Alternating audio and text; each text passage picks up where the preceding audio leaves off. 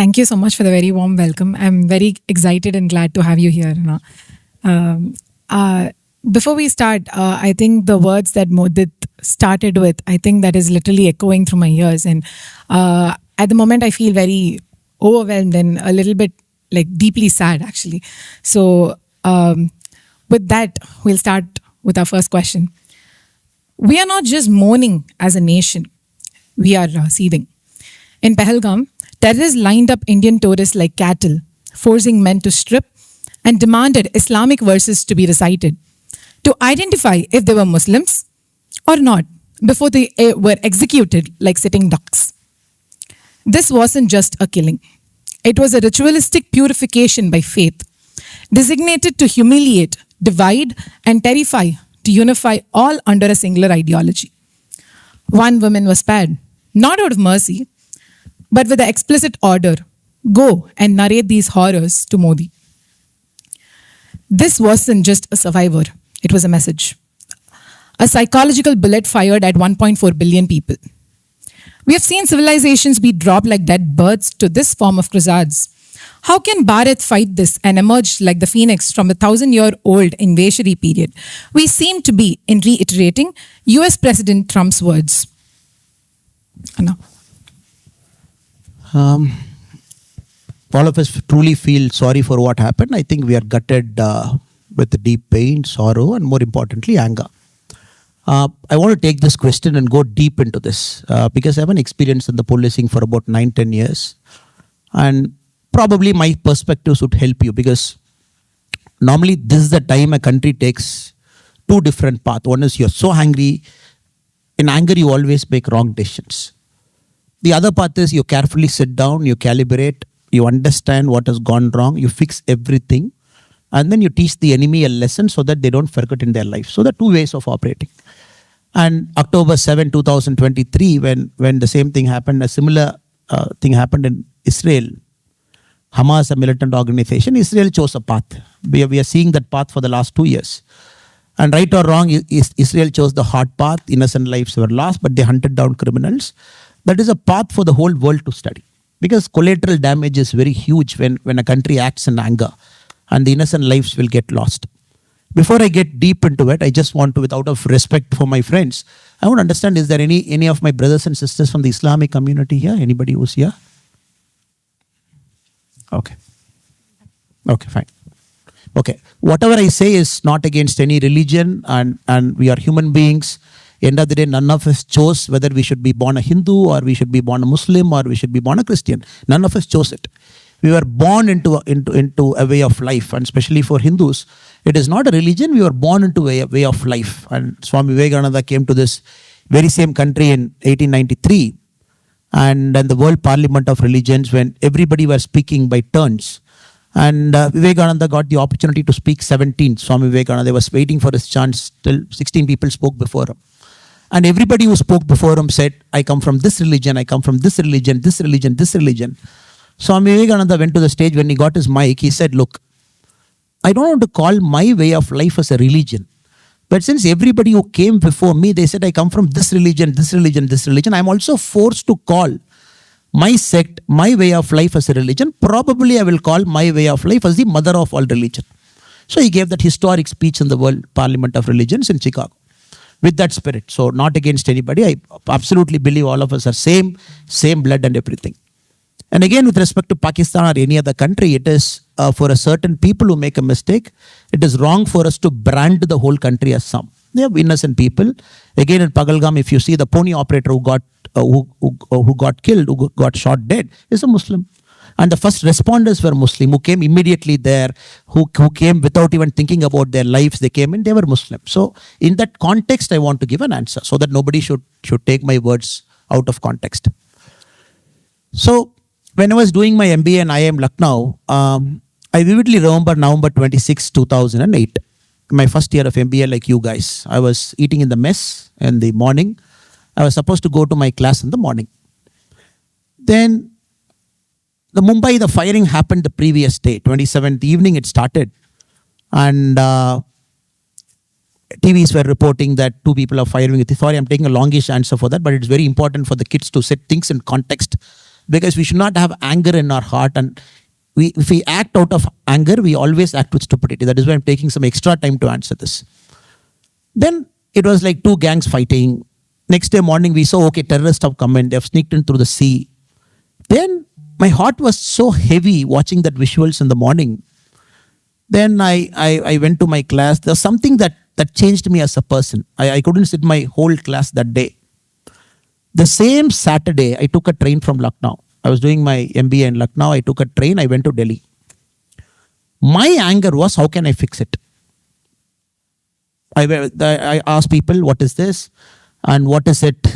Civil service, IPS, IAS, or whatever it is, how to do it. They said, go to Rajendra Nagar. So from Delhi, I went to Rajendra Nagar campus area. I was trying to search civil service institution. That's how my civil service journey began. It began out of anger. It began out of a sense of helplessness. It began that, look, my hands are tied. Somebody has come into my home. He has slapped at my people. They have gone back.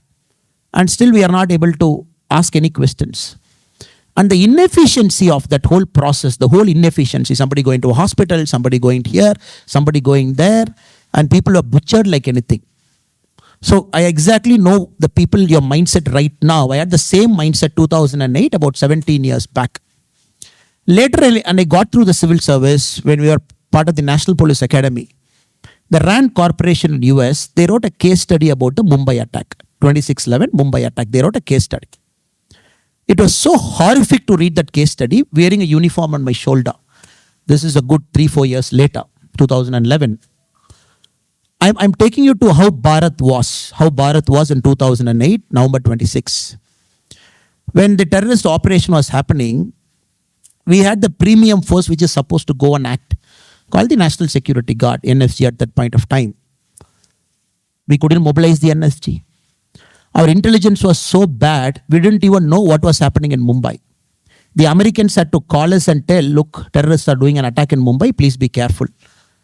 The crisis management group of the cabinet, when they assembled, they also did not have a clue what is happening. Before we could mobilize our NSG in Gurgaon, bring a plane, because the plane went for servicing. There's no plane to lift them off. Before we could find a plane, we could find our NSG, put them in the plane, make them to take off to Mumbai. The Israelis had their plane landed in Mumbai. Because when the Mumbai attack was happening, there was this rabbis of Israeli Jew origin. They were under attack. So what the Israelis did is, when the same attack was happening in Mumbai, the Israeli commandos, they started flying from Tel Aviv. Even before India knew what is happening. The plane was in the air. The Israel did not get clearance from India. They just said, look, my commandos are on the air. We are landing them in Mumbai in a couple of hours. You just give us permission. We will enter Mumbai. We will take care of your people also. That is the level of quality Israelis had. So you have to put things in perspective before we get anger, or anger drives us to make a decision. We were that bad. So, but Government of India, being Government of India, we didn't want Israelis to operate in Mumbai. We said, no, we are not going to give you permission. You please be in the airport. NSGs landed.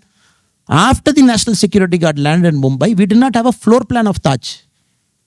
We didn't have a floor plan of Taj. We didn't know how to enter. Where is the exit? Where is the blind alley? Who's going to go in the front? Who's going to take a corner shot? We didn't have a map. People like Sandeep Unnikrishnan, such brave people, they fully entered knowing well they're going to take a bullet. Because they don't have a floor plan. If you have a floor plan, you clearly know where is the exit, where is the alley, who's going to hide behind a door, who's going to take the cover fire. So without it, Sandeep Unnikrishnan said, I am going to lead. Probably I'll take a bullet, but you take a cover fire and go. From there to now, we have traveled much. So instead of feeling a sense of helplessness, of course, I feel so sorry for every single person who died. It could be my father, my mother, my relative, your relative. People were on honeymoon. People took an LTC. People were there. But we have to respect the system and process. Now we have a system, we have a process. We have equipped ourselves so much. From 2008 to now, we got NFG bases across the country. We changed our Civil Aviation Act. We said now if NFG wants a plane, you drive down to the nearest airport. Whichever passenger airport, you make the passengers to board the plane, deboard, you board the plane, tell the pilot where to go, the plane will come for you. We may change our act. We improved our intelligence coordination so much that for the last 10, 11 years, we have to understand that India is one of the safest country in the world. No Chennai terror attack, no Bengaluru attack, no Hyderabad Lumbini Park attack, no Patna attack, no Delhi attack. Now this has happened. Now let us have that anger inside. Let us be very intelligent. Let us be very calculative. Let us try and find why it happened. Let us hunt down every single person, because that is the resolve that political leadership is taking now. Just like Israelis always take a resolve, wherever you hide in the world, we will come for you. 1972 Munich. 1972 Munich, Golda Meir and her team, what did they do? They said, 2 years we will hunt for you across the world. You hide. They came to Argentina, Germany, UK, US. Wherever you go, we will hunt for you. We will teach you a lesson you will never ever forget in your lives. So I am very confident. We have equipped ourselves to that level. We are a first world country in terms of security. We have high quality commando operators who can operate across the world. We got our capabilities uplifted to a fair degree now. Intelligence collaboration is very good. That is why they had to take this recourse. Come closer to border, sneak in, do a hit and attack and go back. You don't want to bravely come and face. Pick up a spot. Even from Pegalgam, 3.5 kilometer, you got to travel either by a horse or you got to walk by foot. Just come there so that nobody can come. So I picked it up. And we also have to understand, now we are piecing together what has happened. We are piecing together what has happened. A person came, an Indian student in Kashmir who went to Pakistan to study in a student visa. He didn't come back for 7 years. The security forces tracked him for some time, then they lost track. So he is the mastermind. He sneaked in, he brought 6 terrorists with him. They split into 3 groups. Now it is out.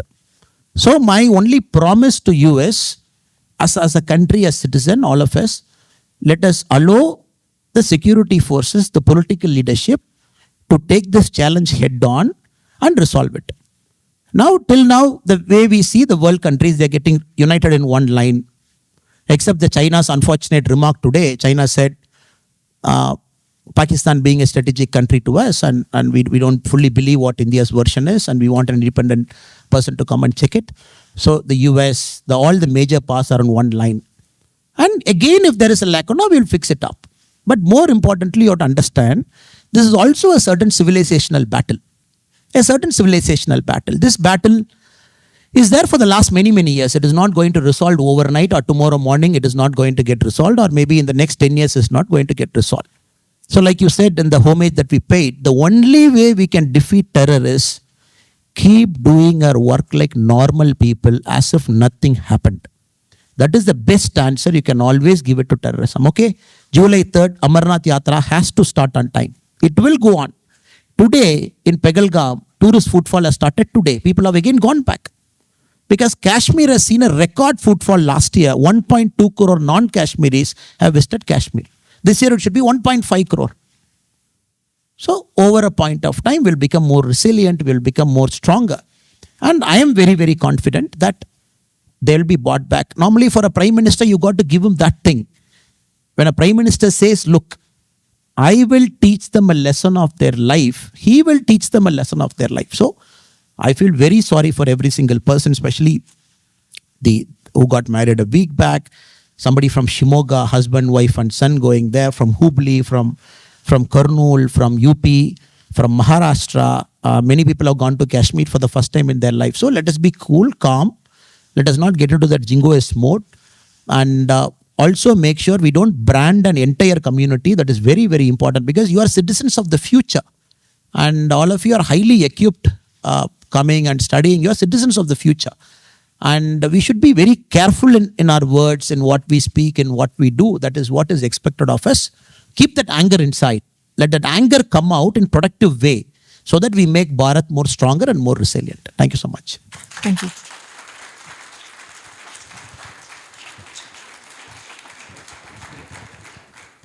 I'm glad you spoke about believing and trusting the process. So that brings me to my next question. India has evoked the NIA Act, UAPA, shut the border, and even triggered clauses of the Indus Water Treaty. But none of that matters if the fear still lingers in every bus, every temple, and the tourist van. What unapologetic, uncompromising, and unforgiving doctrine would you push forward so that the next would-be jihadi knows India no longer tolerates terror, it eradicates it? I'll just take an example to talk about the civilizational battle, why it is ongoing, why it will be ongoing for some more time. That is why, respectfully, I said any of my Muslim sister or brother in this room should not mistake me for what I'm saying, because my remarks is not against the religion. And it is a very important religion of the world, and a lot of people practice, preach. And India is a country that has embraced every single religion all the time. And we never discriminated against anybody. But still, when a certain religion is wrongly interpreted, wrongly taught, it is used as a weapon in the hands of a certain few to bring their outdated dogmatic ideas, then it needs calling out. So the example I'm going to bring to you, you all know the Ram temple. I'm not going to take Ram temple today. I'm going to take the Benares Kashi Vishwanatha temple. So just to give the civilizational battle. So many of you might not know the whole story. If you look at the Kashi temple, which is in Varanasi, Benares, the first attack that happened on the temple is around 1130. Qutbuddin Aibak led the first attack, raised the temple down. They said, you cannot practice this. What is this god? Pagan worship. You got stone, you are worshipping. After that, Muhammad Ghori, before that Iltutmish, Sikandar Lodi, wave after wave, iconoclastic people came, brought the temple down. Again, people will build a temple, bring it down, up, down, up, down. During the reign of Akbar, there was a very famous priest there called Narayana Bhatt. And Narayana Bhatt's great grandson, Ganga Bhatt, happens to be the person who crowned Chhatrapati Shivaji. He did the crowning for him, his great grandson. So Narayana Bhatt then, he petitioned Akbar. He said, look, every time the temple is broken, every time you are doing it, we need a place of worship. So Todarmal was the finance minister of Akbar then. Then they built a temple. That temple was brought down by Aurangzeb in 1669. Again, it was brought down. So again, people took the linga out. Again, they started practicing. Again, 1809, even that was brought down. So I'm just telling you 1,000 year of continuous battle. Breaking, rising up. Breaking, rising up.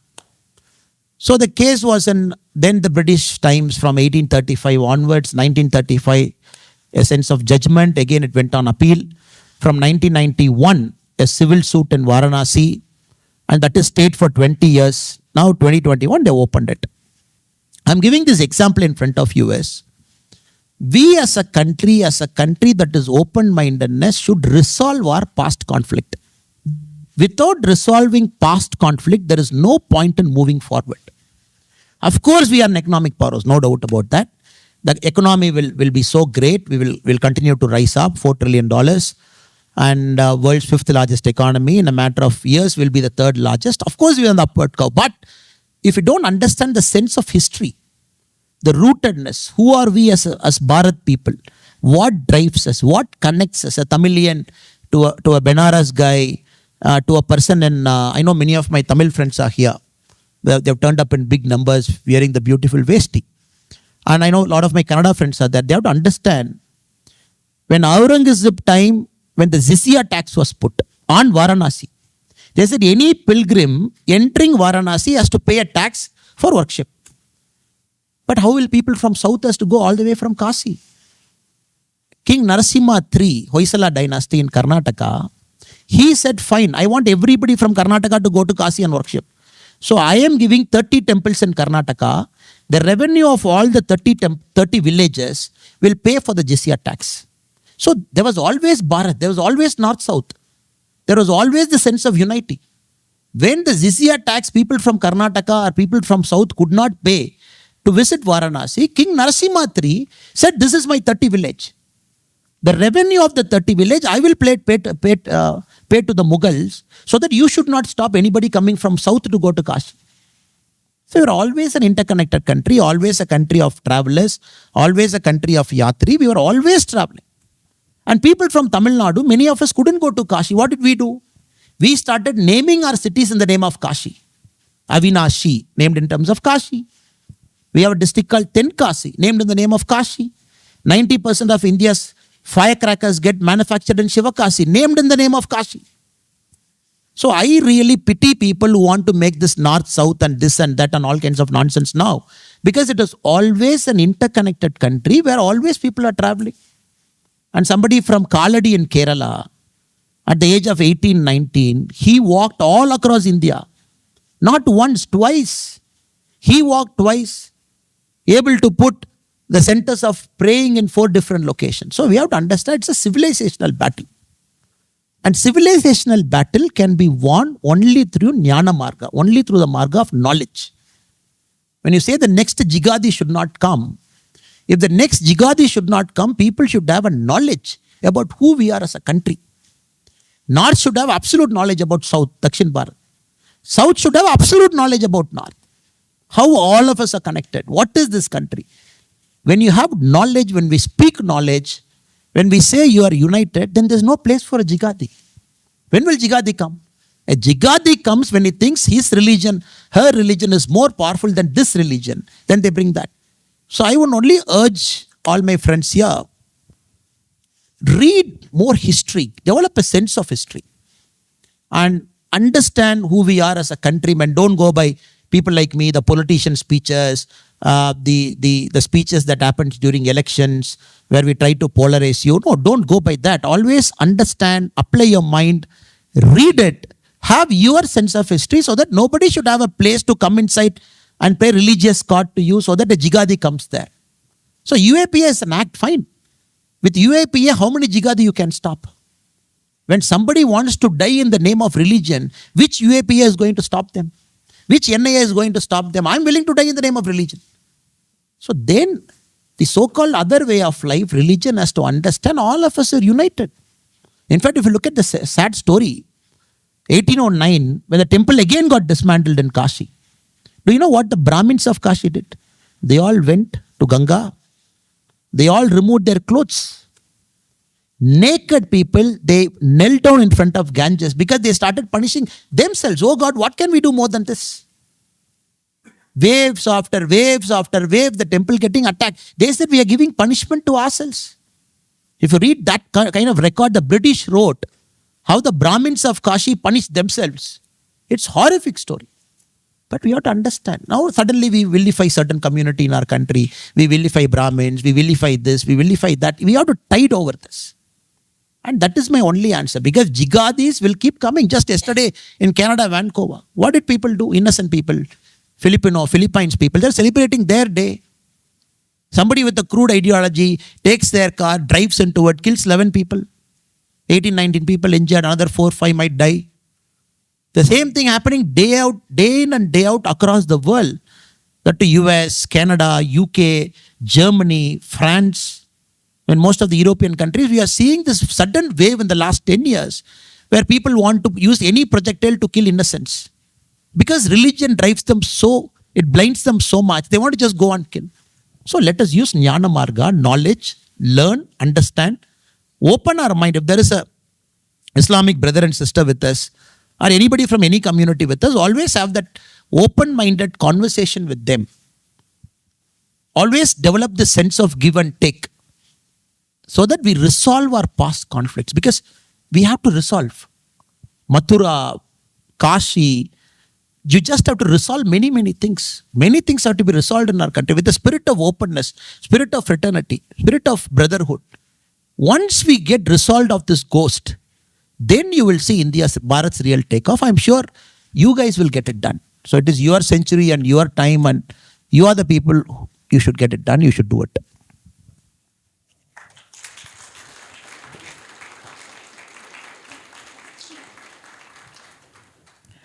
Thank you, sir. I'm glad you spoke about unity and at the same time division, right? Language is considered one factor. I want to talk about it next. Languages are vectors of culture. Our hundreds of languages have all have common Hindu cultural values, tying it all together. Ma and Amma has a universal appeal. We call ourselves one nation, but scratch the surface. And we're still fractured by linguistic identities and a divisive ethnocentric identity. A trend, especially in the southern states, that's been doing the rounds. The moment someone speaks Hindi, it's labeled imposition. People may have this perception that in northern states, Hindi is their mother tongue. While in fact, it's not true. Rajasthan has Rajasthani. Odisha has Odia. Northeastern have their languages, but they've accepted Hindi as their common tongue for transactional purposes. Now, when Hindi, spoken by nearly half the country, is treated as a threat, while English, the language of our former rulers, is seen as aspirational, where exactly are we drawing the line between pride and prejudice? What do they fear? Like, is it the entry of the national parties or losing of their regional party politics as a bargaining chip? Very important question. I think the good thing is you ask the question, you give the answer also. There is a part in that. Though the part of the answer is disguised as a question. Now this is a very fairly complex question to answer because India is a very unique country in the world. Today morning I was boarding my flight in San Francisco. There was this American guy who was helping us with the boarding pass, Pakka American.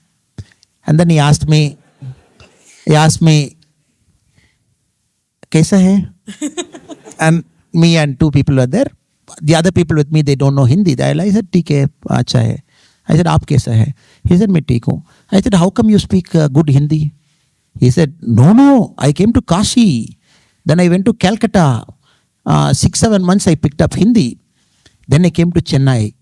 Only then I knew Hindi doesn't work across India. Then it happened today morning. Then he was like, how can I learn so many languages? Your country is a crazy country. And you want me to learn so many languages to survive in one part. So I've given up, man. So have a good day.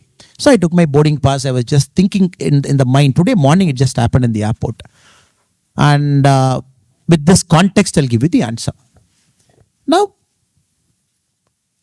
the official line that the current government takes is all languages are national languages. And this is a very important statement for a national political party to make is very, very important. Why? Because only through education, the language comes in. We all have education policy. In 1968, we had our first education policy. And where we felt at that point of time, Hindi has to be made compulsory because there should be a uniform language across the country. And 1968, they said, okay, you all have to learn 3 languages. And South India compulsorily have to learn Hindi. And North India have to compulsorily learn one South Indian language. You pick up one. So it's a non-starter. So none of the North Indian states wanted to pick up a language to learn. South Indian politics also was such a way. They said, oh, Hindi means imposition. I will not learn. So it was a non-starter. But very funnily, it was the official education policy of Bharat 1986. Rajiv Gandhi ji, he came and tried. He did something called the second education policy. He also said as a prime minister that we will have 3 languages. South India have to learn Hindi. North India have to pick up one South Indian language you learn. 1992, again he revised that second education policy, but language part was still there. So 2019, the gentleman who passed away a week back, may his soul rest in peace, the former ISRO chairman, Sri Kastur Ranganji from Karnataka, he was made the head of a committee to draft the new education policy, the so-called third education policy. He drafted very beautifully. He also said, no change in language policy. Third language will be compulsory Hindi. He said all South Indian languages will learn Hindi, South Indian states. North India will pick up one South Indian language you will learn. So May 31, 2019, it went to the cabinet, the Prime Minister Modi ji. Because Modi ji himself is a Gujarati. And though Amit Shah ji speaks beautiful Hindi, but he picked up Hindi only 10 years back. He picked up Hindi very late, but he speaks Hindi because he's a Gujarati himself. When it went to the cabinet in 2019, May 31, so Modi ji said, okay, we are accepting the report, but we are changing the language policy. First time in our country in 2019, we removed the language policy. We said, look, You got to study 3 language, but 3rd language should be your choice. Compulsory English, compulsory mother tongue, which is Tamil, Kannada, Hindi, whatever we choose to call the mother tongue. 3rd is of your choice. So this is a very, very, very important development that has happened in the polity of Bharat, India. We all have to understand now. We have a new education policy. The 3rd language is optional, but you have to learn a 3rd language. So now in this context, the politics is happening. What is that 3rd language? In a state like Tamil Nadu, they are like, no. 3rd language can be Malayalam also, Telugu also, it can be Hindi also, anything. But unfortunately, we don't have Malayali teachers, we don't have Telugu teachers of that scale. So again, we'll be forced to study Hindi. This is Tamil politicians' argument. So they are like, no, you are bringing Hindi through the back door. So our Tamil politicians always find a way to create a roadblock. They are like, no, you are trying to create it through the back door. Now my argument, people like my argument is, let us look at Tamil Nadu as a whole. So you look at a certain region which is Malayali dominated, which is Coimbatore and other parts. So those people should learn 3rd language as Malayalam. Chennai is Telugu dominated. Let Chennai learn Telugu. So it is the new education policy is cluster based approach, where in one state we can have multiple languages as a 3rd language, which the government has to facilitate. You facilitate, you talk to Kerala, you call up Kerala CM. You tell them, send me 2,000 Malayali teachers. Because Malayali teachers will get employment in Tamil Nadu. Now Kerala CM will ask, you send me 1,000 Tamil teachers. So you call up Orissa, let me call Bihar or UP CM and say, okay, you want to learn 3rd language Tamil, I will send 500 teachers to you. So you send 500 Hindi to me. So take them everybody through the Tamil Nadu Public Service Commission or Karnataka Public Service Commission, so that you give employment to other state teachers. So that net flow in the country is, we learn what we have to learn. Now, I think this is one of the way to solve the language problem.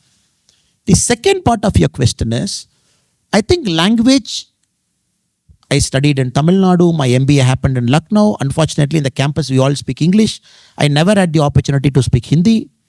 When I went to NPA, National Police Academy, also no Hindi. Then cadre was Karnataka. I had to learn Kannada at the age of 26, pass an exam at the age of 28. And that exam is a 10th standard equivalent in a civil service. If you don't pass the language of the state, which is a 10th standard equivalent, you will not get your first promotion. I have to pass Kannada at 28. Then get my promotion as SP, serve for another 7-8 years. Then after coming to politics, I started picking up Hindi. Because I have to interact with, I have to go for campaign. Even now when I go to Delhi, I feel so bad, my Hindi is not good. In the stage, I can't speak. When I feel bad in Telangana, I can't speak Telugu. Now I'm trying to pick up Hindi in a more polished way. Now I'm sure when the need comes, I only respectfully tell our friends, be open-minded. When the need comes also, I don't want to learn Hindi. I don't want to learn Tamil. I don't want to learn Kannada. I don't want to learn Odisha. That is bad. You pick up a language, 3rd language is important. But at a point of time in your life, you will definitely get a need. So you pick up. And that is the only way to resolve. Because since I know Kannada, anybody from Karnataka here? Okay, great. So I am a big fan of Basavanna Ji's Vachanas. Big fan. Oh, beauty it is. Big fan. Bhairappa Ji's beautiful writing. Kompu Ji's writing. So at the age of 29, another beautiful culture got unlocked to me. Another beautiful language got unlocked to me. Beautiful poetry and writing got unlocked to me. I think if we approach language in that spirit, I don't think we'll have a fight on language. Likewise, let us approach Hindi, let us approach Sanskrit, let us approach Tamil with the spirit of inquiry. Okay, what is in that language? What is Tirukkural? Reading English Tirukkural is different from reading Tamil Tirukkural. That is entirely different. Somebody taking that effort to pick up Tamil, learning Tirukkural in Tamil, understanding that knowledge is, I still remember the Honorable PM Narendra Modi ji. I can disclose it here, no problem, since you are here. He's a big fan of Tirukkural, and many a time when the Honorable PM speaks in the stage on Tirukkural, he takes effort to pronounce it correctly. He will ask, okay, say it in Tamil, say it fast, say it slow, say with meaning. You have to send it to Honorable PM, sir. And he will take that effort to pick up that in Tamil. in that connotation. He doesn't write it in Gujarati and he doesn't say Tirukkural. In Tamil, he will understand. Then he tries to understand the meaning. Then he comes to the stage and says Tirukkural. So that is the respect he gives. Likewise, I think we should start respecting every single language in our state, in our country, because every language is important to a certain mother, because that is the way the son-daughter is communicated in the initial thing. And the new generation like you, I think you should tide over this. The generation that is sitting in Arizona State University, you should tide over this and get out of language politics and this and that. And in fact, I would encourage all of you to pick up movies of different language, watch it with subtitle, so that you have a passing knowledge of Bengali. Somebody is coming from Gujarat, at least say Kemcho, at least. Then they'll reply back Majama. You will see a smile in them. So at least bare minimum. So you meet a Telugu guy, you say Bavunara, at least bare minimum you speak. You see a person from Karnataka, you say Chennai Gidira, then wapas he'll Chennai Gidini, he will reply back. So you meet somebody from Tamil Nadu, you say Nalar Kingla. That smile is what human beings are all about, right? That opens up the heart. And you'll get your business deal done. So no problem about that. But that is a respect. That is a respect we give it to somebody's mother tongue. Make that effort to learn. Have that basic conversation. I think that should be a spirit. And I'm sure when whatever I say, I'm a Bharatiya first without a doubt. I'm a Tamilian second without a doubt. So I bring my culture to this room because my actions reflect who am I as a cultural person. That is why all of us here, we should be very careful because you represent a culture. The way you dress, the way you speak, the way you talk to a person, how polite you are, how nice you are, and how careful you are about hurting others' feeling. So let us keep doing it so that we evolve as better human beings. Sorry, I'm giving long answers.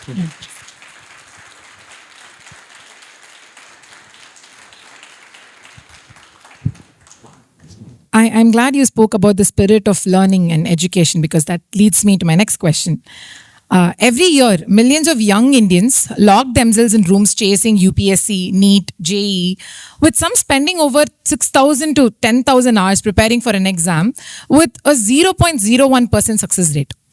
We've built an education system that manufactures anxiety, not ambition, where failure isn't just academic, it's personal, social, and emotional collapse.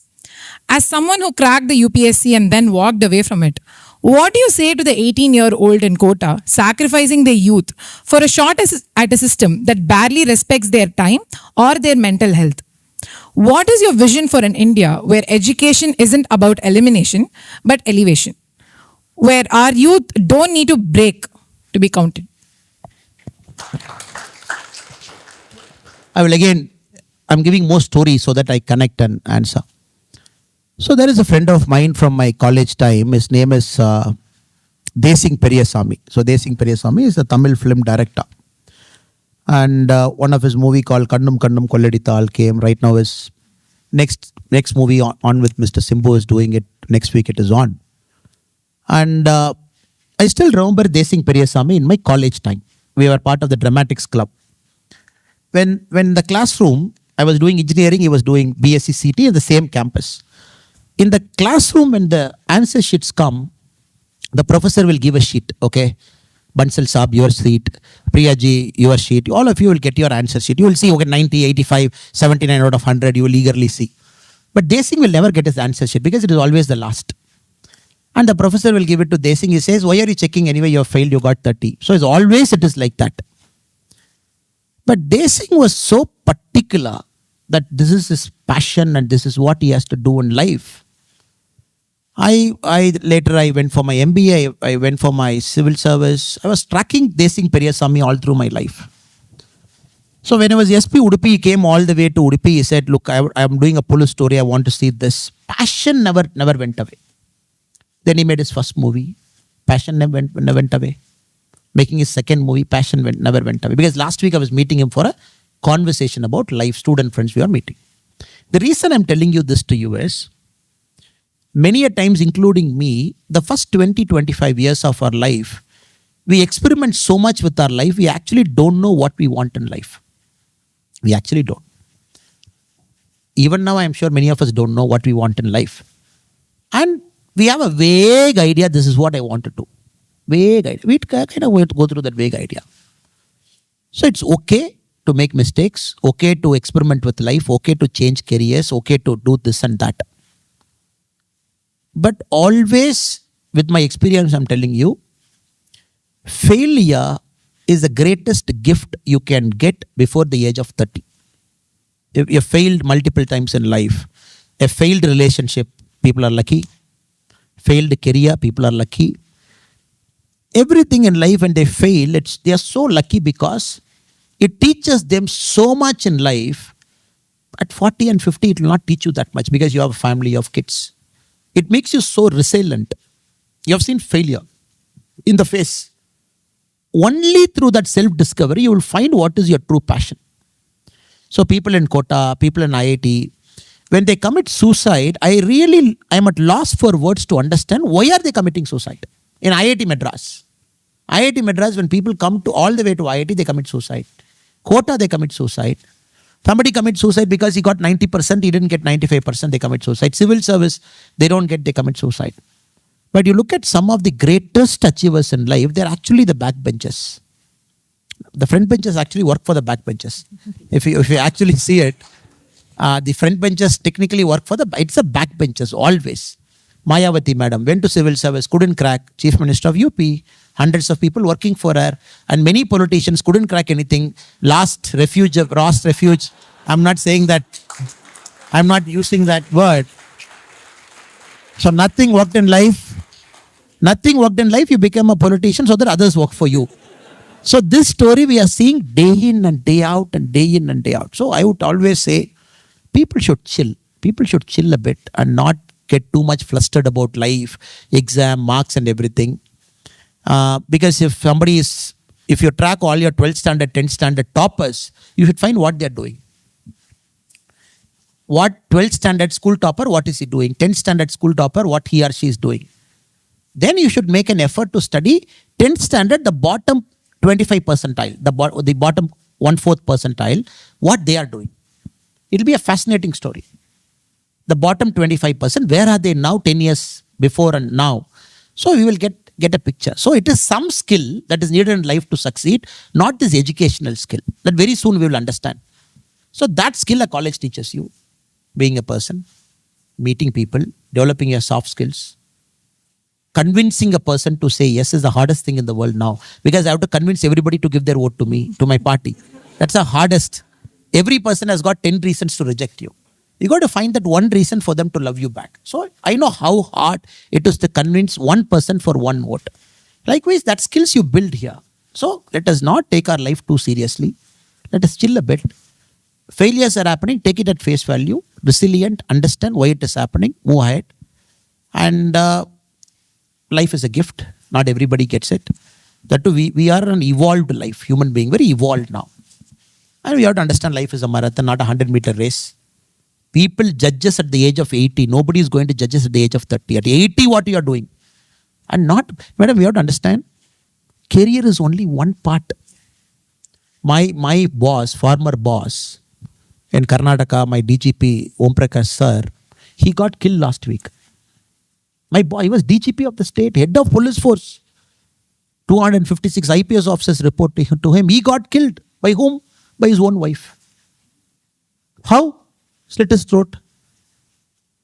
Police arrested whom? Last week in Karnataka, Bangalore, they arrested his wife, accused number 1. Arrested his daughter, accused number 2. Why? A stupid property dispute. This is happening to whom? Not a person walking in the road. It is happening to a person with 36 years of service, the head of police force, once of Karnataka state. So what is life? So career is only one part. If you don't have a meaningful relationship with your husband or wife, then what is the purpose of life? Or meaningful relationship with your son or daughter? Or meaningful relationship with your colleagues? Meaningful relationship with people around you, with your relatives, with your mother, mother-in-law, father-in-law, father. If you keep fighting these chota-mota things, we keep fighting among ourselves. And then say, no, I'm a big guy at Amazon, I'm a big guy at NVIDIA, I'm a big guy. Who is going to respect us after 60? Correct? Yes. That is why the politicians keep telling, till power is there, I will see you. After that, we will see who you are. So let us chill our life, take it at face value, not take too hard at and measure your success not by your bank balance, because it's one part, but success is all about happiness, fulfillment, children, they living healthy life, you living healthy life, your parents living healthy life. You're not emotionally burdened. Family is okay. Family is good. Society is good. So this whole circle is your life. But somehow our education system has taught us to see only one part of the circle as life. Because this Makkal, this brilliant person, what he did is a very unique guy. He came to Chennai only by ship. Thomas Babington Macaulay. He came to Chennai, her hometown. And he told people to carry him to Mysore, via Mysore to Ooty. Because at that point of time, to go to Ooty you have to go via Mysore. So they put him in a palanquin. Thomas Babington Macaulay was carried to Ooty. He wanted a cool weather to write India's education policy. When Macaulay was going to Ooty, they told him, sir, we want not only to write our education policy, we also want you to write our criminal policy. So India had the unique distinction till about few months back that the Indian penal code was written by Macaulay. The Indian education policy was written by Macaulay. Both he did sitting at Ooty. So imagine a guy writing my education policy. Imagine a guy writing my criminal policy. Same guy, which we had for 200 years. Just now we have changed the penal code. We have changed the criminal procedure code, Evidence Act we have changed. We have changed the education policy now.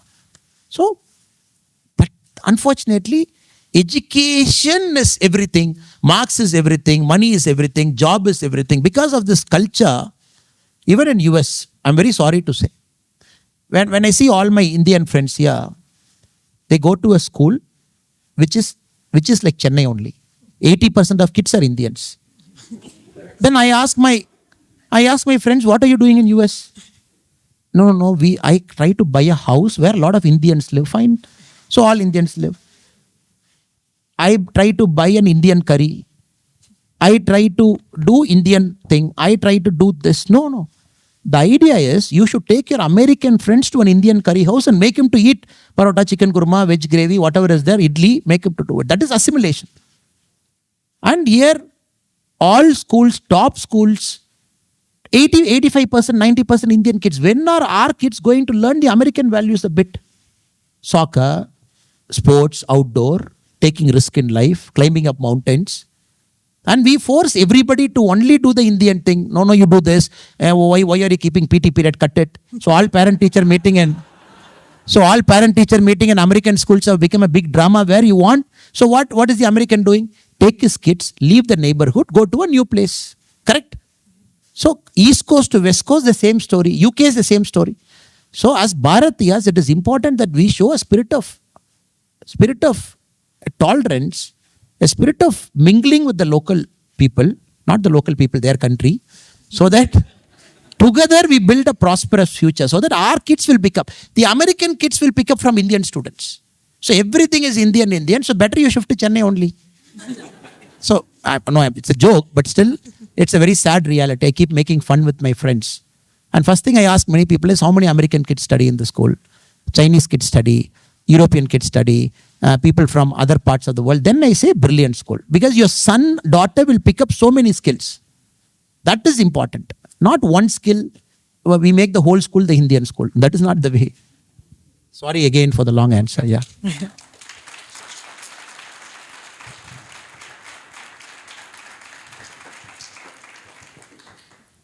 I'm going to shift the next question in a little bit more pressing concern.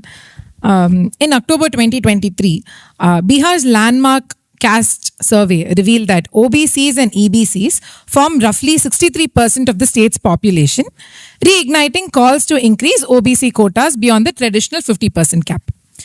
At the national level, the introduction of a 10% EWS quota for economically weaker sections, which are largely upper castes, has already effectively breached that cap, and it's sensible to some extent. After 75 years of reservations, we are at a crossroad. Why has rationalizing our quota system become so contentious despite decades of affirmative action leading to suboptimal outcomes? Do you believe we should streamline reservations, for example, by restricting them to education, entry, or promotions, rather than extending them to all three aspects of perpetuity? Also, how would you implement such reform while safeguarding opportunity for truly deserving individuals who do not fall under these brackets and not losing them to countries like US and UK, which promise a relatively fairer meritocratic system? I was very surprised to see Mr. Trump's polling after the election. Like a typical politician, I was looking at the polling, which segment of population was voting, the swing states behavior, men and women behavior, the immigrants behavior. I was very surprised by the immigrants behavior in US. Hispanics, traditional Democrat voters, 42% Republican this time. Colored people shift to Republican. So immigrants were shifting. I was like, what is happening? This guy speaks many a time that he wants to restrict immigration, but still you are voting.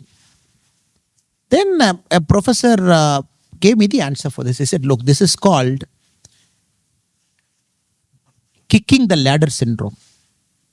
So you come up, you climb a ladder, you go up, and then you come as immigrant, then you become a citizen, you get amalgamated. You want to kick the ladder down because you don't want another immigrant to climb the ladder. So they said it's called the kicking the ladder syndrome because these immigrants, after a point of time, they started behaving like Americans. They don't want another immigrant to come. That is why Hispanics, you got to see a fine difference between the first generation Hispanics and the second generation Hispanics. So this is in politics I've seen. Now we have to understand reservation is a very complex, a very touchy subject. And US uses the word called positive discrimination because historical injustice has happened.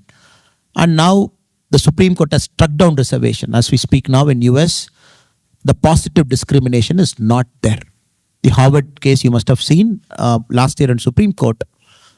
When a student took Harvard to Supreme Court and the state got represented by the US government, the argument is, what is affirmative action?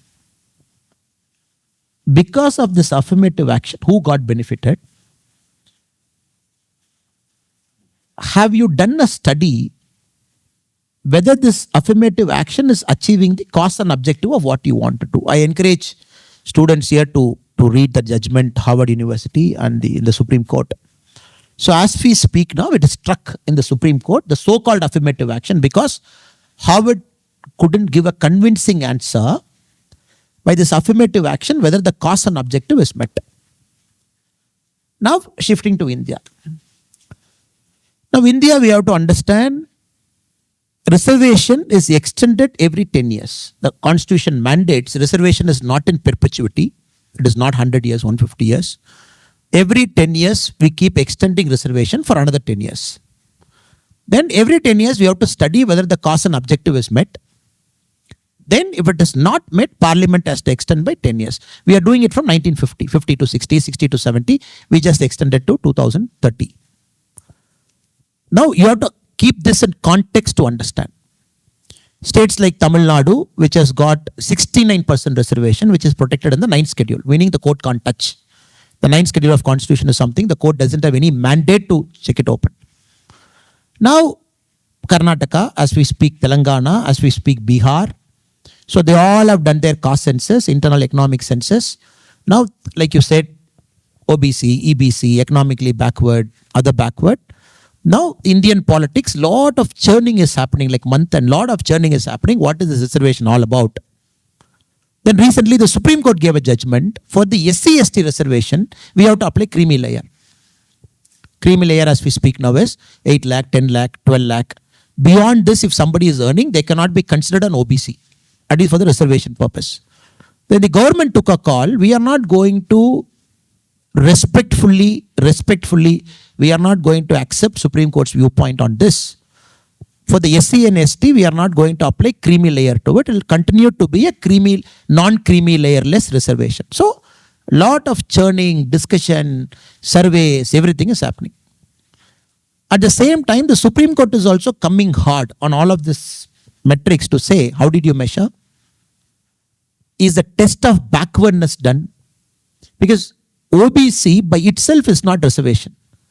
The test of backwardness is reservation. So which Supreme Court every single time it keeps asking, is the test of backwardness established? How did you establish? So that is why along with this, the economic survey is also happening. Now, how many fridges they have, how many cars they have, what is their average net income, what is their average monthly income. So I'm giving a background to the whole thing before I give my answer, my viewpoint on this. So as we speak now, India as a country, we have breached that 50% cap, because 50% cap came in some time back. We said, okay, let us not touch 50, because the general category and the open category is 50. Up to 50 we can go. States like Tamil Nadu, because of the very peculiar nature of Tamil Nadu, because the OBCs are more in Tamil Nadu, OBCs are disproportionately larger number, the reservation has gone up to 69%. So as we speak now, all of this tests that we talk, the economic test that we talk, it clearly establishes there is a test of backwardness in our country at this point of time. Without a doubt, it is there. All political parties, because I can represent my party's viewpoint, I can represent my viewpoint along with it. So all parties in India, they are on the uniform page, test of backwardness is there. So I am very sure as we move, when intelligent people like you come into politics, you will apply your mind. You will bring new theories into it. You will continue to keep this churn on instead of just believing what we are saying. You will continue to scrutinize, continue to apply your mind, continue to keep asking questions every 10 years, whether we have objective or stated objective, should we go further. That is the only way to take it further. There is no other way. And second, yes, India continues to be a meritocratic society. There is no doubt about that. Why it is a meritocratic society? Because in reservation also, if you carefully study the marks, very carefully if you study, now all communities are almost coming on par. If you look at the civil service marks, if you look at the shrinking, the rank 1, or probably a person with a reservation who came in, his or her mark, somebody with an OBC reservation mark, somebody with a SC reservation mark, somebody with an ST reservation mark, it is all shrinking. It is all shrinking. It is all coming to a common page. So it is all coming. Every year you see it. So I would respectfully answer your question as saying, right now, the test of backwardness in our country is established. And some communities need that handholding without a doubt. And politics of our country also should not be about, I go to a tea shop owner's house. Which class is OBC? Which class is this? Now, unfortunately, politics have become like that now. Everything is there. How many secretary OBC? How many secretary non-OBC? How many businessmen OBC? How many businessmen non-OBC? That is nonsense. That is another part. Because in this conversation, you make reservation solid. When you extend the conversation too much, then reservation loses its significance. Because reservation is something pure. Nobody is with a begging bowl. Nobody is putting arms on a begging bowl. Everybody deserves to come there. Just because a community is historically disadvantaged, they need that handholding there. That we have, with that spirit of respect, reservation has to happen. Spirit of respect. Oh, you have come through the reservation route. I am going to look bad on you. No. With the spirit of respect, we have to look at reservation. When we stretch the reservation topic too much, businessman OBC, he OBC, they OBC, he SC, he ST, what happened? The whole thing loses its relevance. That is why politician also, when some of you aspire to get into politics, you should be very careful with the language you are going to use in the future also. Thank you. Just to clarify, sorry.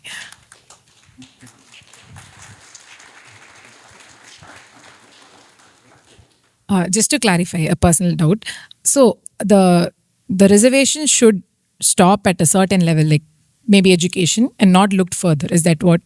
Okay. Now, in our country, the mandate that we have is reservation at the entry level, reservation at the promotion level. Okay, the reservation is applied at multiple levels. In our country, we don't have reservation at the promotion level. For example, you became an IPS officer. The reservation is applied at the initial selection, IPS, IAS, IFS, whatever it is. Then in the promotion, there's no reservation. You all get into a rank, 1, 2, 3, 4, 5, 6, 7, 8, 9, 10. And then by rank wise, people get promotion based on the seniority. It is not there. But there are certain jobs. For example, I go to a naval lignite corporation. In the overall job, you maintain a certain quality at every single level. There it might play a part. So reservation in our country is at the entry level only. We don't apply reservation at the promotion level. So entry level, it is there. Now the key question to ask, which the courts and politics have to resolve in the near future, is how much reservation to one family? One family can take multiple reservations. I don't know. That's a question for courts, politics, voters, everybody to decide. Because courts can't decide on their own. Courts have to apply the test of constitution and decide. And anything in our country, the voters have to vote. End of the day, you and me can sit and talk in a mic. But it is 90 crore people who have to come up in an EVM machine. They have to say, I like this, I don't like this. So that also we have to wait. So that is for the future. And creamy layer, non-creamy layer, OBC, SC, ST. So let us wait. Politics is evolving. Things are evolving with a lot of patience, with respect, with the due process of constitution. Let us allow things to evolve on its own. Thank you. Next question is, earlier this year, Karnataka's government revealed that 137 illegal immigrants from Bangladesh and Pakistan were identified in the state, including 84 in Bengaluru and even 10 in Udupi. Many had obtained fake IDs and were living quietly, raising fears of unchecked inflows and potential sleeper cells. From Assam to Tamil Nadu, the issue of illegal migration has taken on security, demographic, and political dimensions. How serious is the threat of illegal immigration and associated terror networks in your view, particularly in South, which is now seeing this trend? And what concrete measures would you urge, from border tightening to better ID verification and intelligence sharing, to tackle this infiltration without tearing innocent refugees or migrants who seek a lawful life in India? I'm sure inputs from this we can share with our friends in the US policy, think tanks, and governmental departments who also have a similar problem at their end. Now I'll have a small quiz question so that my friends don't go to sleep. It's a long conversation we're having, so that once they answer, I will connect that to this question. So which country in the world is topmost in terms of GDP? US? Everybody has got an idea how much is US GDP? How much? 27, 28, 30, 31. Let us keep it 30 trillion. 31, 30, 29. Let us keep 30 trillion. Okay, number one. Number two, China. 16, 17, 18 trillion. Number three, Germany, Japan. Japan, 4.7. Germany is there. Number 5 is India, 3.94. 4.1. It is all statistically, you have this always a problem, World Bank, IMF and everything. But fascinatingly, the neighboring state, California, anybody knows the GDP of California? So California is actually the world's 5th largest country because it is 4 trillion. So California is more than Bharat. Bharat is 3.9, neighboring state. Now, last year, Bharat grew at 6.5%. We grew at 6.5%. Base effect is low, you can grow. No problem. We are growing. We are the fastest growing economy in the world. Any of you have the idea how much did California grow? It grew at 6%. US grew at 3%. California grew at 6%. So I'm putting things in perspective. The economic power centers are always magnets. Bay Area, why people want to go? You put a stone, there is a millionaire somewhere walking. And probably an Indian. Probably a software guy. So you see, yesterday we were in Stanford. And the kind of people who I was meeting, I'm Google, they all number 2, number 3, all Indians, all our people. All top people, all product people, top people, the best brains. All Bay Area guys. The top investors in the world are Bay Area Indians now. They have so much money in the bank. They want to come and put millions in Indian startup and everything.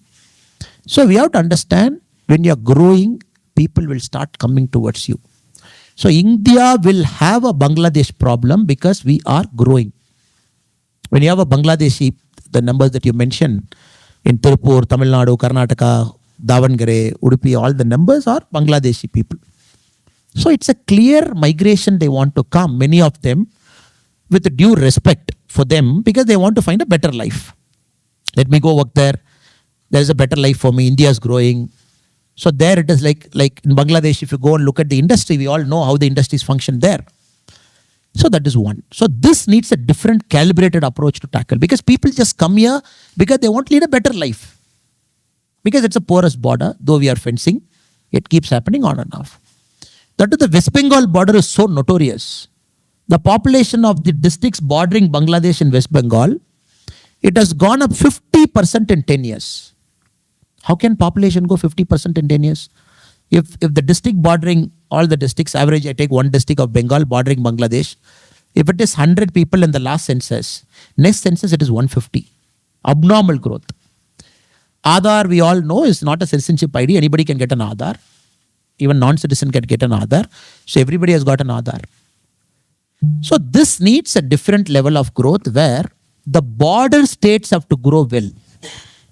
Where the border states, Bangladesh have to grow well. Bengal has to grow well. Northeastern states have to grow well. Only then you will stop this net migration. Then you have this bad problem of Rohingya Muslims there. Again, getting attacked, fight there, problem there. Northeast is porous. They want to come inside. Because there is a big war happening in Myanmar. So that is another problem we have.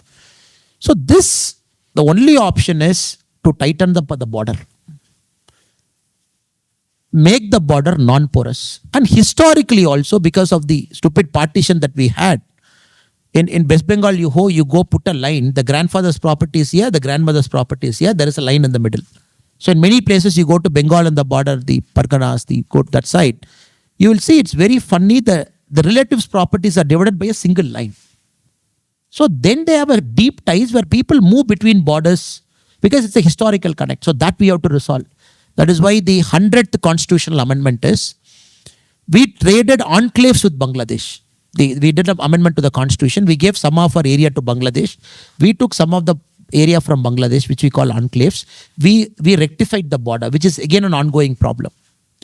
So this actually, no hard and fast rule. For a nation of 140 crore people, you got to have an ID card. Yes, you got to have an ID card. Then you have an internal migration. Many of my friends from Tamil Nadu, Karnataka, they are happily sitting here now. But we have to understand, Tamil Nadu, Karnataka, our demographic dividend has actually come down. We have finished our demographic dividend. So Tamil Nadu, we have started becoming older. Tamil Nadu is not getting younger. We are becoming older.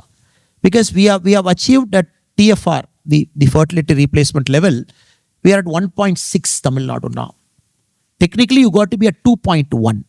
A mother should have 2 children, 2.1 children, so that the birth and the death balances, you always have a net population. So Tamil Nadu is at 1.6. So which means Tamil Nadu's population has started to decline. Karnataka has just entered 1.8. Karnataka will start declining. Maharashtra is already at 1.8, 1.9, it will decline. So which state is getting younger? UP is getting younger. Bihar is getting younger. Because lot of young population is there. So what Tamil Nadu will have 10 years from now, a severe labor problem. Severe labor problem Tamil Nadu will have because you don't have population to support your growing state, growing economy.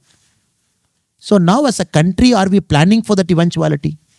Because within our country, the migration is going to be so much north and south, because once states have reached fertility level, other states are yet to reach fertility level. Now there is a very famous quote of Napoleon Bonaparte. He says, never wake up China. China should always sleep. If you wake up China, if China starts sneezing, the world will get cold. Because China is such a great civilizational country. When China was sleeping, everybody grew. China was sleeping, Americans grew. China was sleeping, Japanese grew. Now China woke up in 1970. Deng Xiaoping came. He woke up China. He said, forget everything. Forget communism, capitalism. You don't worry about the color of a cat. It is black or white, you don't worry, it's a cat. So no question of communism, capitalism, growth. Suddenly we saw this growth in China, which no country in the world has done. In a matter of 30 years, zoom, they went to $17 trillion. At one point of time, friends here will know, the Chinese Prime Minister did not have a flight to come to UN. So Nehru will send Air India to China. It will go pick their Prime Minister, we bring him to UN, we respectfully drop him back, say namaste and come, because he didn't have a plane. Now China is manufacturing 6th, 7th generation fighters, own passenger plane. I'm just giving you an example now. The same thing is happening to UP now. Because the UP was sleeping. Suddenly they woken up in 5 years. Suddenly you're seeing zoom, colleges getting fixed, the law and order is getting fixed, criminals getting fixed. Suddenly you are seeing a lot of young population, children, women getting participated in labor force, children going to school. Now UP has woken up. UP is what? 23.5 crore people. 23.5 crore people suddenly woken up. Manufacturing is going. I asked somebody, brother, what are you doing? One said, sir, I am in semiconductor. I'll be here for 5 years. In next 5 years, semiconductor will come in Gujarat and UP. I'll come happily to UP.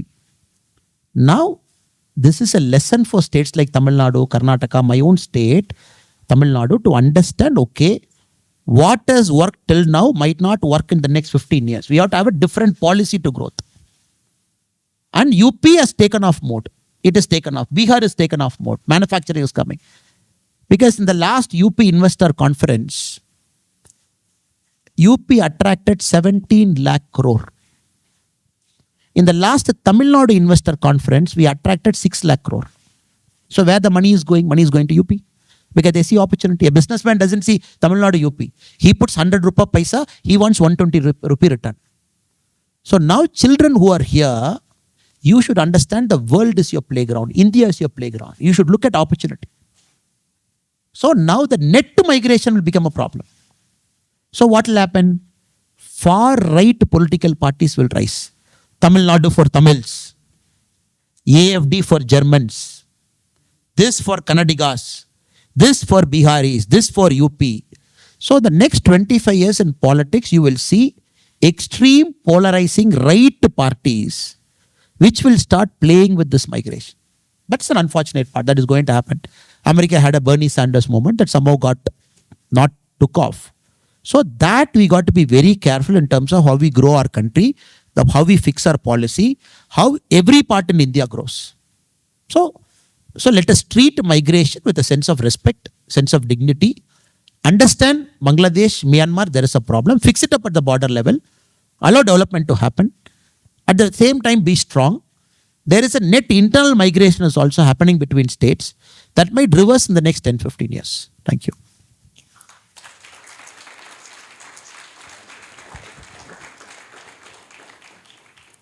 So our last question, due to lack of time, is no. We really appreciate the answers, but we just politician will always give a long answer. Sorry, because if I don't set a context, then the answer becomes meaningless. Sorry. Definitely.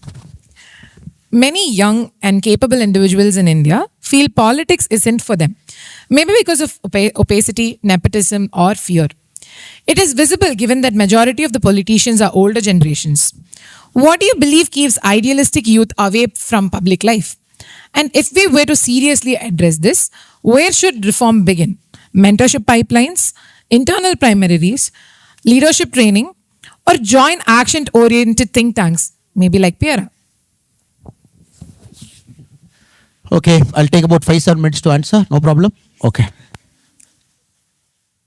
So all of us are comparatively well-to-do people sitting in Arizona, sitting in one of the best universities in the world. And many of you sitting in this room are privileged that your parents can afford, what, $30,000 now? No. Whatever the money is. And they can give you that hard-earned parents' money. They can give you that push because you want to do better in life. But 90% of our countrymen are not privileged. With a sense of respect, we have to acknowledge. Only then I can answer this question. Because they have to fight for a water. They have to fight for a line outside the tanker queue. They are not very sure whether the ration shop guy will actually give a ration. Because they don't know. Because the poor woman doesn't know. Some thumbprint, some Aadhaar has come. She doesn't know anything. Suddenly she will go and the ration shop guy will check. He will say, Amma, this is not working. Go and come tomorrow. That ration gets diverted. So I'm just telling you, in politics, in public policy, you always have to first come out of your shoe. When we sit in our shoe and see politics, it might look stupid to us. Just come out of your shoe, walk towards some other person, wear their shoe and see politics. In my book, there is one chapter on criminal politicians. I've analyzed politics in our country, how many people have got FIR. One person has got more than 100 FIRs and all, very popular MP. And I've analyzed the political culture of Bihar and UP. I've given a name called Bahubali politics in my book. I've taken some 2-3 names, big guys, sit in jail, somebody will do nomination, win. Punjab, somebody sits in jail, MP. Because they never came out, they never saw people, also people vote and become MP. So with respect, I analyzed it. Why does it happen? With my little knowledge, I analyzed it. We have to understand a Bahubali politics, Ansari, very famous guy in UP, very famous guy. Criminal cases, murder, winning elections. Because the system is so bad, people felt only Ansari can fix that problem for me. Oh, Thana Adhikari is so bad, the police fellows are so bad, he's demanding money. But you go to Ansari Anna's house in the morning, he will call Thanedar and shout so that my problem gets solved. Because for a poor guy, he has to survive that particular night, that particular day. Only then next day is a bonus. But for us, next day is not a bonus. So now you have to understand, how do they give their vote? So the vote is the only property he or she has got. We all have got bike, we all have got flight, we all have got this and that. But for a poor person in our country, the only property he has got is vote. That vote he will think 10 times before putting. Should I give it to him? Should I give it to this guy? Should I give it to that guy? If I give it to Annamalai, people are telling Annamalai will go to Delhi, so I will not give it to him. I need somebody who's local. I'm telling you, how people think in my Lok Sabha election, when we're analyzing how people give vote. So you got to convince every single person for their vote. Every single, because each vote is different. Because you divide voters into 10 categories or 50 categories, every category is different. Rich class votes differently. Vikshit Bharat, UP has to grow, Bihar has to grow, Tamil Nadu has to grow, India has to grow. But this voter, Tamil Nadu has to grow. The middle voter, Tamil Nadu has to grow more than UP. This voter, I have to grow more than Karnataka. This voter, Coimbatore has to grow more than Tirupur.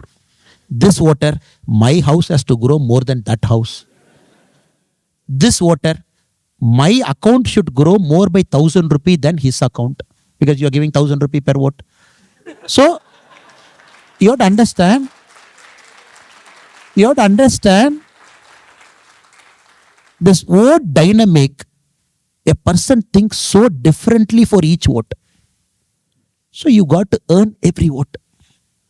Rich guy should say, oh, Vikshit Bharat, but I don't care because he has got his Audi. Sit in the morning and go. India has to grow.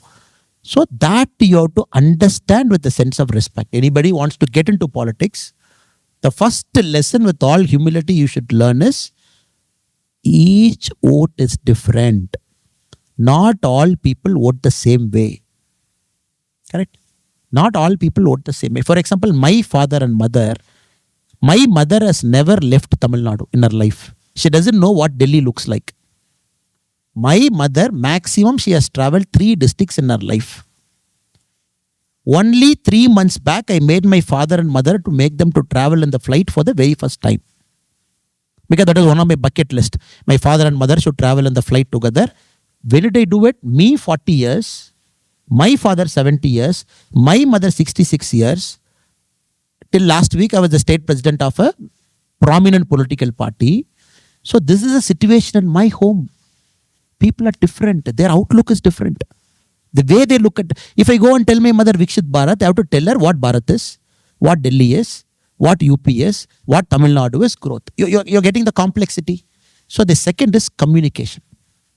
Because every person, he looks at communication in a very different way. For him, something appeals. For him, emotion appeals. For him, logic appeals. For him, data appeals. For him, jingoism appeals. For him, this appeals. So communication-wise, so many people speak so many things. Again, you got to have a common denominator. Correct? That is why when somebody says, oh, India politics is so bad, only rich people's son and daughter are getting to politics. Because I've seen many voters, when they're voting, one voting choice, they say, Anna is so rich, Anna, he will not steal government money, I'll vote for him. You go and say, no, मैं poor हूँ. I am poor. I don't have any money, only to serve you. Then they will say, oh, he'll steal my money because he's poor. So all communications are misunderstood at that level. Because you might say, I have left everything for you. I am only wearing kurta pajama. Only for you I have come. Please vote. Then they'll say, you have kurta pajama now, but probably you'll steal my money. So it's different things. So with a sense of humility, let us accept it. Second, the only thing for a first generation person, it's very tough in Indian politics for a first generation person to survive. No political background, nothing. You want to break through, win an election. It is very, very tough at this point of time. Because people vote for a party. 80% of vote goes to a party. Very little comes to an individual. So a greatest of individual, Mahatma Gandhi, in India, you make him to contest as an independent candidate, high probability he will lose. High probability. Because the vote is not for an individual, it's for a party. So you have to tolerate that also. You might be good, party might be bad. So you're growing the party. Just go through with it. You have to go through 2-3 elections like that. It's okay, you have to grow the party. What is the point of you winning? The party has to win. Only then ideology will come. So don't be impatient, be patient. Have a long-term view. And for me, the biggest failure also happened to be my greatest lesson because my loss in Aravakuruchi. When Aravakuruchi elections happened, I was fresh out of IPS. That is the place where the party that I represent, the votes were below Nota. That is the place where one Dravidian party was winning for 20 years. So I went and contested there. A party which has never crossed 4,000, I got 66,000. So that is victory number 1. So I can say my mind to say, oh, I lost. But if I just take a deep breath and say, oh, 66,000 people, for the very first time, they voted for Lotus. I know how hard it is. After the counting, many people came and met me. Old grandma, amma, Thambi, nee first button amtha sonneyalla, amthiten. So she told me in Tamil, in the campaigning, people did not know what symbol, because it's a rural population. People haven't voted for Lotus in their lifetime. So I have to say, Amma, don't worry. I am your boy, Annamalai, trust me. Blindly go press first button and come. That is Lotus. You don't think too much about what this is. For your grandson, you press Lotus and come. First button. Their grandma came and told me, Thambi, I pressed first button to you. Many grandmas said, I pressed first button. Because we had 3 EVMs with 3 first button. Because the list of candidates is 15, 15, 15. Once you cross 15, you go to 2nd EVM. Once you cross 30, you go to 3rd EVM. Because the independent candidates are 25 in number. So this grandma went there and imagine at 80 years, only with your belief, with your trust, she goes there faithfully as a voter, trusting the democracy. First button, press this. Second button, press this. Third button, press. The polling agents were complaining, one Amma at 87-year-old taking 10 minutes to vote. She was not voting only. The presiding officer has to go and say, Amma, you vote, why you are not voting? She said, no. He told me to press first button. From left first button or right first button. I am seeing this, trying to read the name, trying to do it. So you got to honor those people. So I will never take that as a loss. It's a privilege for me. I earned their vote. That's how I see politics. That keeps me driving. So I have to add another 25,000 votes. So I have to convince another 25,000 more people to vote for that first button. So that if you take politics in that spirit, you will treat success the same way, you will treat failure the same way. Because convincing that many people to change their choice and vote. I'm just giving my... So when I saw this lesson, I felt so happy and so privileged. Oh, this many people are trusting you.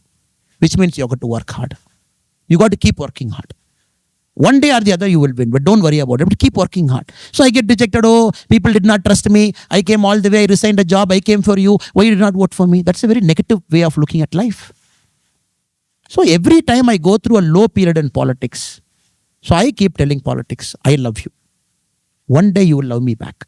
But I will keep loving you. One day you have to trust politics will love you back.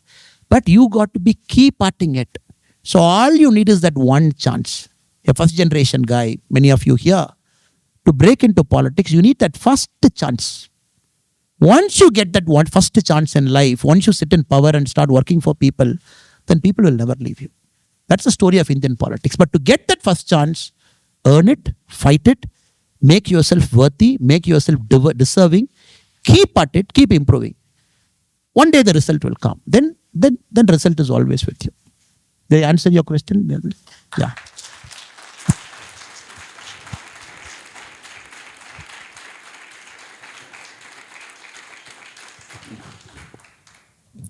Thank you so much for answering all the questions that we had. And I think we'll open the floor to one or two audience. Just one. We have one. I think he was the first one who raised. I think you were the first one. Yeah. So now I'm from Coimbatore, and then So first of all, it's a great thing that I'm a partner in Coimbatore and Tamil Nadu very fluent that show now. And for a Chennai public service is always a big commitment, and it takes a lot of significant time. But then, how did you convince your family members?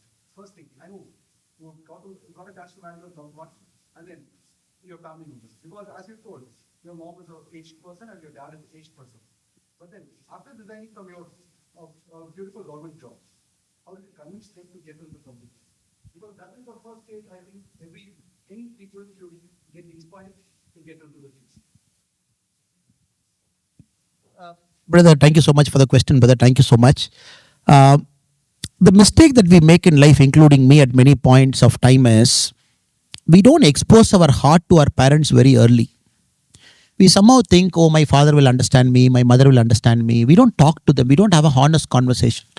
Suddenly one day we will tell, Appa, I want to do this. They are like, they would have imagined the future for us, engineer, safe, doctor, this and that. Suddenly we will say, I want to become a Bharatanatyam dancer. I meant, I want to become a Bharatanatyam dancer. I want to become a drama artist, something. Suddenly they get shocked. Why are you saying this now? How dare you do it? You will fail. When we get into a fight, we don't talk. This is how typically it happens in a house, which I also have done many times. For me, after my engineering, I got a job with a software company, major company. Then my father was so happy. In my village, in our Kula, in our Kotra, you are the first person to get a job. I'm very happy. From farming community, I'm so happy. I said, Appa, I have to say one thing to you. He said, Yenna, I'm not taking this job. He said, what? What are you doing? I said, Appa, I want to do an MBA. You never told me till now. Illappa, I wanted to tell you, but now I somehow believe my education is not complete. I have to do an MBA. He said, get lost. Don't come home.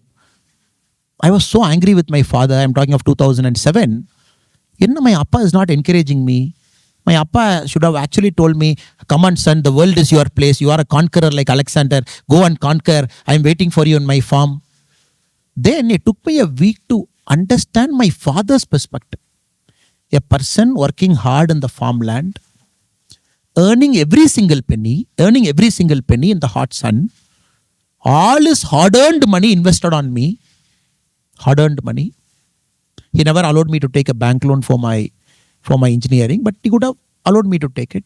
He paid everything. Treated me with so much respect and dignity. He did not buy a spare clothes, but he gave me extra clothes. Suddenly, 5th year of engineering, I said, I will not take up a job. Then I felt he's completely right with this anger. Then I convinced myself, okay, till I get into what I want, I will not go to home. Because I will not want to look at my father's face and stand before him. So what the second best option? I took a break here. I keep telling this everywhere. And I took up a small job as a receptionist in a company. I got a 8,000 rupees salary. This is right after my engineering. I wrote CAT, got into IIM. Then I told my father, Appa, I'm not taking your money. I'll take a bank loan. I'll pay the loan because you've done enough for your capacity and ability. You've done enough for me. I'm happy. So I will pay the loan. So I'm giving you my life, brother. All of your life is different. So situation is different. Life is different. Imagine studying at IIM Lucknow. Second year, Appa, I'm not taking a job. He said, not again. He said, what is a bank loan? I said, 13.75 lakhs is the bank loan. I think MBAs have become so costly. I really don't know why MBAs have become that costly in the world and India now. 13.75 lakhs, how will you pay? Again, he said, I will pay for you. He said, no, Appa, I took this risk. I studied MBA. Why should you pay? I will not take money from you. I will pay. He said, how? I will get into civil service. He said, how much salary? I get 65,000. Then you have to pay 30,000, 40,000 rupee every month to clear the loan. I said, I'll find a way, you don't worry. So my thing is very peculiar, brother. I made a lot of mistake in my initial time by not taking my father into confidence. if I've taken my father into third year of engineering, Appa, I want to do this, 100% like all our fathers, he would have stood behind me and said, come study for MBA, I'm with you. But the mistake kids we do is, maybe our kids should not do with us. We should be more communicative, open with them, sit with them, talk to them, ask them what is their aspiration and dream. So got into civil service. Civil service is pride. Imagine a village person in my village with about 60 houses. My father, son has got into IPS. 10 years, I said, Appa, I'm resigning. He's like, why? Then I said, Appa, great life, amazing job, everything is great, but there are some things that is inside my heart, I want to do it. And he said, what will you do? I said, I'll come home and farm.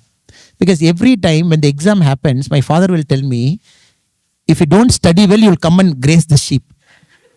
Because I will have this fight in that what we call kalam, where my cycle is there. When I take it, my father will come and shout at me, "Day, padikklina aadudha mekano." If you don't study well, you have to graze the sheep. I still remember engineering, IIM Lucknow, 10 years of IPS. The conversation at the age of 35 to my father is, I will come and graze the sheep. No.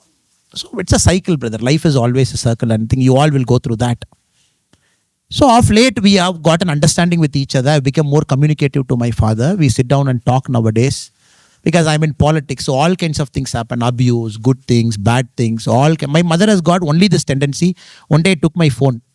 All negative things about me in YouTube she was seeing. 1, 2. I'm like, Amma, why are you seeing all this? Illappa. Whatever you are my son, right? Some negative thing was there, I clicked it.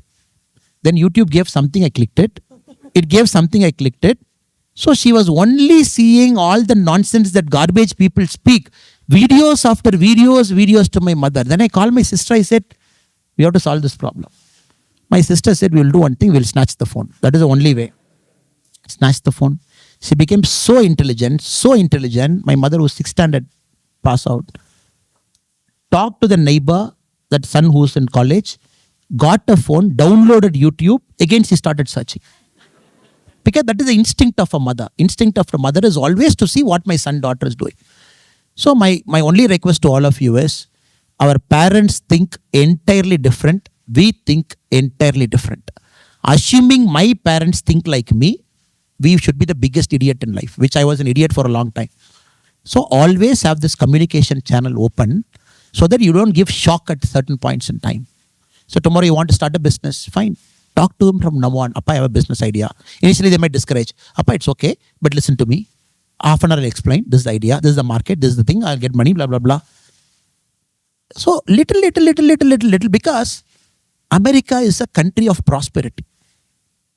We are a country of scarcity. A children born in prosperity will see everything great. Because here, which suddenly I saw a girl there. She was wearing a gown. First generation degree holder. Something was there in the gown.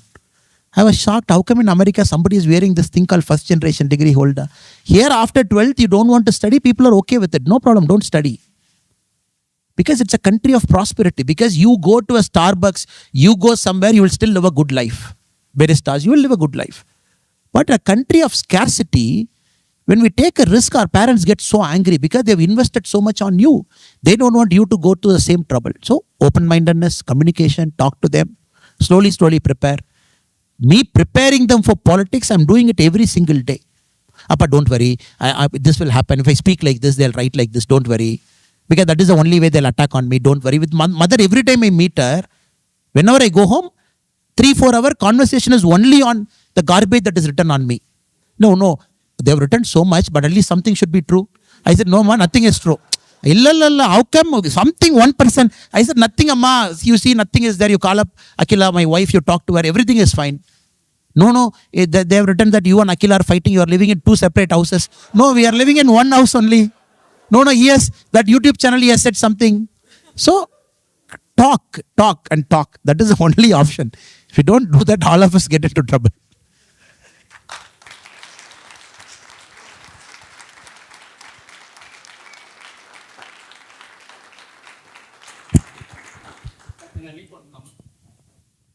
So you said you're waiting for another 20,000 votes. Don't worry. We all love you. 1.4 billion people will love you.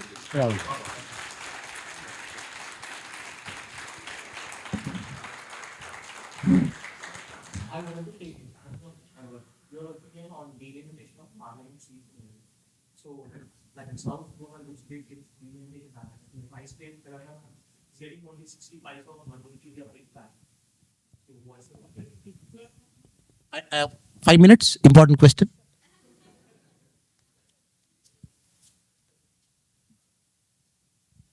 Brother, after independence, Pandit Jawaharlal Nehru in his first cabinet, Telangana, Tamil Nadu, Bangalore, correct? We are prosperous states now, right? We are prosperous states compared to UP and Bihar. I'm talking of only the net income of a person. Because the government of India after 1947, they said, okay, take all important industry to south. All to Tamil Nadu, Karnataka, Andhra, all important industry to south.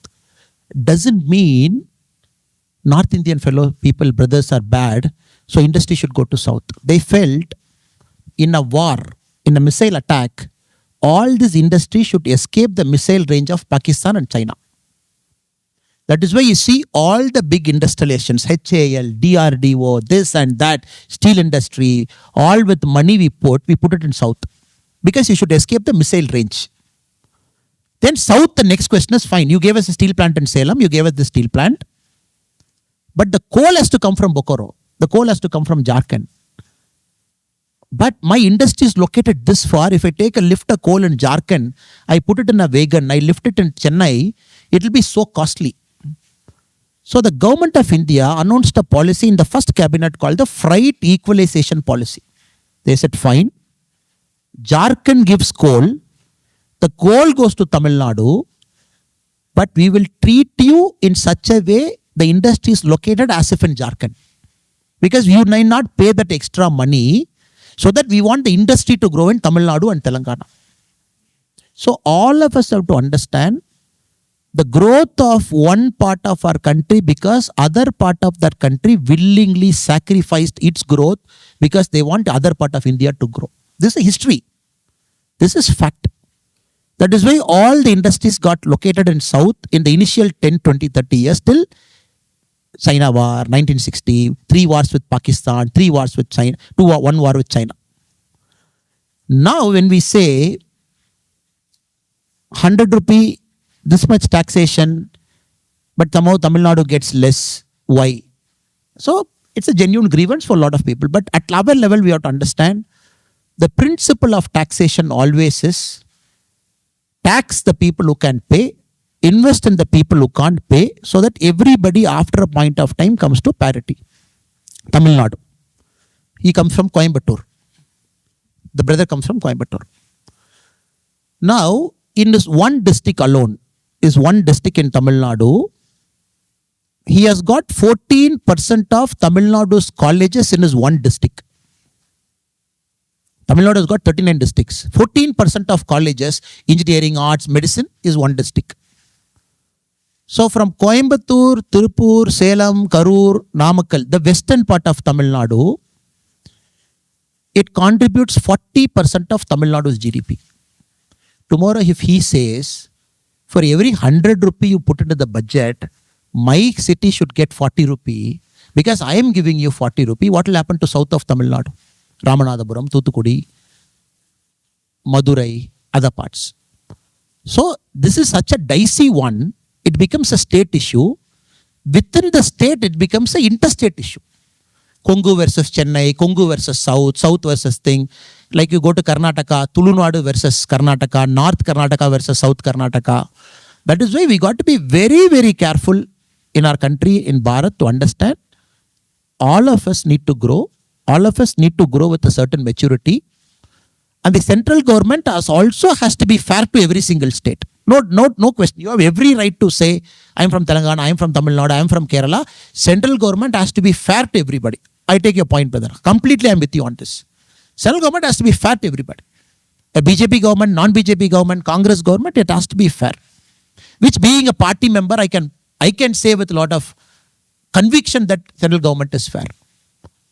Because we keep getting to Tamil Nadu without any single MP. 42,000 crore for Chennai Metro, this and that. Among the money we got, we keep telling to all my DMK friends, look, if you look at the net money Tamil Nadu has got, it is almost equal to the tax we are paying, proportionately. But politically, we might have a disagreement here and there. This is something which we have to acknowledge very clearly, brother. Second, your duty tomorrow as an industrialist, as a policy maker, civil service, whatever career you choose to take in Telangana, Andhra, in India is, you should always be very clear in your life.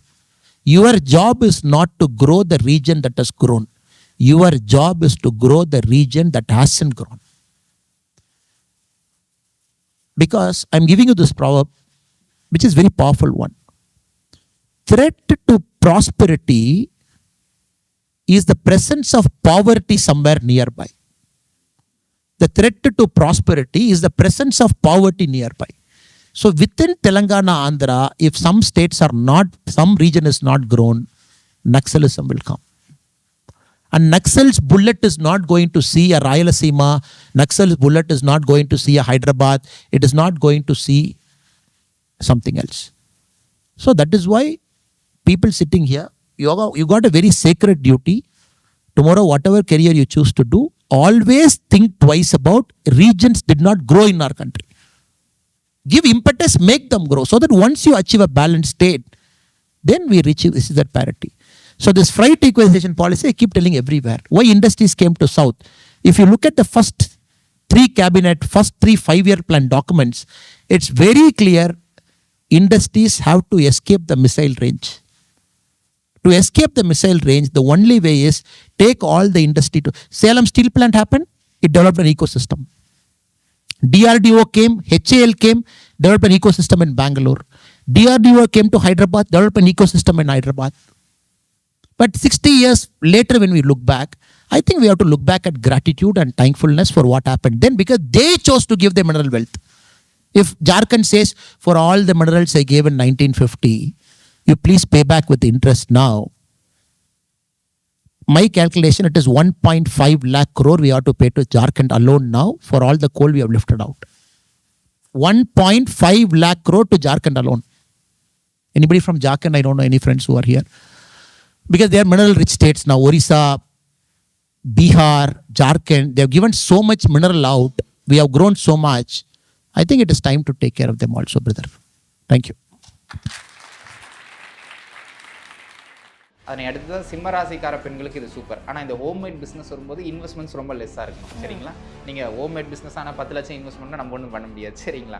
சிம்மராசிக்காரங்க அதனை அடுத்ததான் துலாம் ராசிக்காரங்களுக்கு. 2ஆம் இடத்துல சந்திரன் இருக்குது, சனியும் பார்க்குது. நீங்கள் எங்கே கண்கரமெல்லாம் போக முடியாது, எங்கே போனாலும் சிக்கிடுவீங்க. இது சிம்மத்துடைய அடிப்படை ஆண் சிம்மராசிகளுடைய ஒரு எல்லோருக்கும் அல்ல 90% ஆண் சிம்மராசி என்பவர்கள் இப்படி தான் இருப்பாங்க. இந்த மாதிரி ஆன்மீகம் மற்றும் ஜோதிடம் சார்ந்த இன்னும் பல வீடியோக்கள் பார்க்கணுமா? மறக்காம திருவருள் டிவிக்கு சப்ஸ்கிரைப் பண்ணுங்க. திருவருள் டிவியுடைய சேனல் லிங்க் இந்த வீடியோடைய டிஸ்கிரிப்ஷன்ல இருக்கு.